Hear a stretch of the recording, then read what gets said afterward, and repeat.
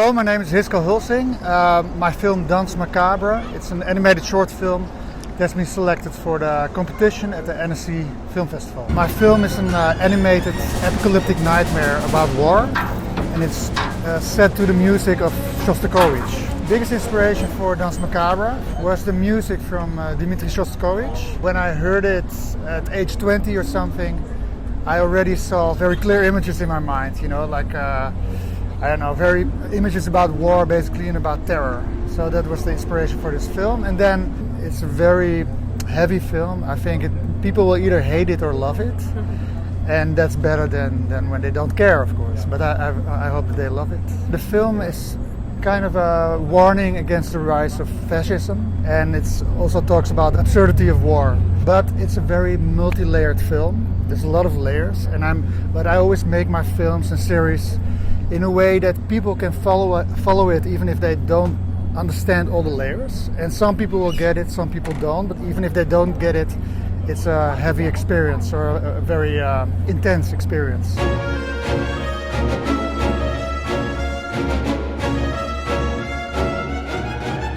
Instead of working with a script, I started storyboarding, being directly inspired by the music. My storyboard drawings are very detailed, so I could only do 2 drawings per day because while I was drawing, I was developing my ideas about the structure of the film and about the ideas. Before the animators started working on the film, we filmed every shot with musicians and actors because the animators need reverence. And I wanted everything to look real and accurate. I wanted the skeletons to move like real soldiers and not like cartoony soldiers. We divided all the work over 4 countries. All the skeletons that you see in the film and all the tanks and horses are animated by Autour de Minuit Studio in Paris, France, and by Gauchon Pictures in La Réunion in Africa. Cinnamon Entertainment in Hungary, in Budapest, they animated all the muses in Houdini. In the Netherlands, we had Mats van Rena, who did all the 3D special effects, so all the explosions, the smoke. And for every shot in the film, I made an oil painting to inform the teams what the shot should look like. After photographing them, I would remove the characters and the paintings would serve as background paintings. The challenge with this film was to maintain the look of my paintings for every shot, but the common shaders that 3D software offered were not good enough to come to the right look. 2.5 years ago, we figured that we might be able to program our own shaders using machine learning.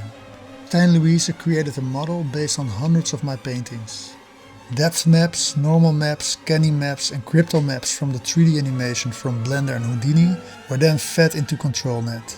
By constantly programming the open source nodes in ComfyUI, Animate Diff and Stable Diffusion, we managed to come to incredible results. But every shot needed a different approach and a lot of trial and error and a lot of retouching afterwards. After animating the fire and smoke into V-Paint, it would then be composited by Stijn Kalis for Vivi Films in Belgium. So it's amazing. It's 4 countries for 5 minutes of film. It sounds ridiculous, but I think if you see the film you will understand why.